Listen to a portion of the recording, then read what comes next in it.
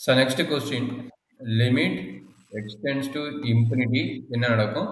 அதே மாதிரி limit extends to minus infinity இங்க என்ன நடக்கும்? Limit extends to infinity e power x divided by 1 plus e power minus x ஓட value என்ன? அதே மாதிரி இதுக்கு e power x divided by 1 plus e power minus x ஓட வேல்யூ. இது ரெண்டுக்கும் என்ன டிஃபரன்ஸ் என்ன வேல்யூன்னு கேட்குறாங்க. கரெக்டுங்களா கண்ணு? ஆமா ஸோ ஆல்ரெடி உங்களுக்கு தெரிஞ்ச ஒர்க்கே தான். இன்ஃபினிட்டி பவர் எனிதிங் இருந்தாலும் சரி, இல்லை எனிதிங் பவர் இன்ஃபினிட்டி இருந்தாலும் சரி, அதனோட ரிசல்ட் என்ன சொல்லிக்கிறேன்? இன்ஃபினிட்டி சொல்லிக்கிறேன். பட் இங்கே என்னன்னா A is not equal to zero. A is not, அதாவது ஜீரோ பவர் இன்ஃபினிட்டி வரக்கூடாது. ஜீரோ பவர் இன்ஃபினிட்டி வரக்கூடாது. அதே மாதிரி 1 பவர் இன்ஃபினிட்டி வந்தாலும் நம்மளுக்கு இன்ஃபினிட்டி அது என்ன நடக்குமோ அதான் நம்மளுக்கு கிடைக்கும். சரிங்களா? பட் இங்கே என்னன்னா ஈயோட வேல்யூ எங்க இருக்குன்னா லைஸ் பிட்வீன் 2 to 3. ஈயோட வேல்யூஸ் எங்க இருக்கும்? Lies between 2 to 3. மேபி அப்ராக்சிமேட்டிவா சொன்னா 2.312 என்னமோ இருக்கும். அதை நீங்க செக் பண்ணிக்க. பட் ஈயோட வேல்யூ அஸ் பர் டெஃபினிஷன் படி என்ன இருக்குன்னா 2க்கும் 3க்கும் பிட்வீன் வேல்யூ இருக்கும்.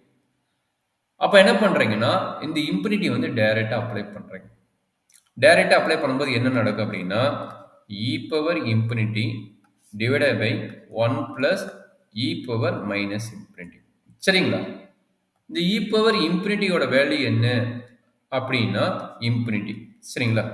But e power minus infinity எப்படி எழுதலாம்னா 1 பை e பவர் இன்ஃபினிட்டின்னு எழுதலாம். 1 பை e பவர் இன்ஃபினிட்டியோட வேல்யூ என்னன்னா 1 பை இன்ஃபினிட்டி. 1 பை இன்ஃபினிட்டியோட வேல்யூ என்ன? 0. அண்டர்ஸ்டாண்ட் பண்ண முடியுதாப்பா? இந்த e பவர் மைனஸ் இன்ஃபினிட்டியோட எக்ஸ்பிளனேஷன் இங்க கொடுத்துட்டேன். சரிங்களா? அப்ப என்ன நடக்குதுன்னா நியூமரேட்டர் இன்ஃபினிட்டி, டினாமினேட்டர் என்ன ஆகும்னா 1 பிளஸ் 0. எண்ட் ஆஃப் ரிசல்ட் என்ன கிடைக்குது? இன்ஃபினிட்டின்னு கிடைக்குது. அதனாலதான் அவன் வந்து என்ன போட்டுக்கிறான்? இன்ஃபினிட்டின்னு அதுல போட்டுக்கிறான். அதே ஐடியா இங்க அப்ளை பண்ணும்போது என்ன ஆகும்? அதே ஐடியா இங்க அப்ளை பண்ணும்போது மைனஸ் இன்ஃபினிட்டி வரும்போது நீங்க கேட்டீங்களா சார் பிளஸ் இன்ஃபினிட்டிக்கும் மைனஸ் இன்ஃபினிட்டிக்கும் ஒரே ரிசல்ட் தான் வருமானு கேட்டீங்களா? இது பிளஸ் இன்ஃபினிட்டி கேஸ்ல இந்த மாதிரி பவர் வந்து இந்த work.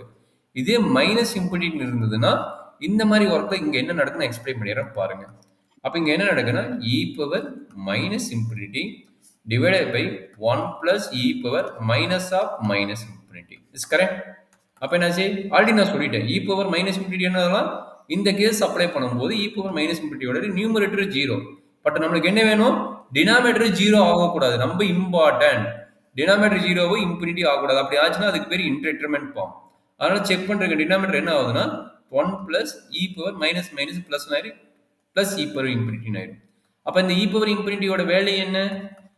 1 infinity by 1 plus infinity ஆயிரும். அப்ப இது என்ன ஆகுதுன்னா 1 by infinity into 0 that is equal to 0 னு வரும். சரிங்களா? this is called end of result 0 னு வரும். சரிங்களா? அதனால தான் பாத்தீங்கன்னா இந்த ரிசல்ட் இன்ஃபினிட்டி ஆகும், இந்த ரிசல்ட் 0 ஆகும் நாம ப்ரூவ் பண்ணிக்கிறோம். சரியா கண்ணு? கிளியரா? டவுட் அந்த அந்த 1 plus infinity எப்படி 1 over infinity அது? e power infinity-யோட வேல்யூ என்னமா? e power infinity-யோட வேல்யூ இன்ஃபினிட்டியா?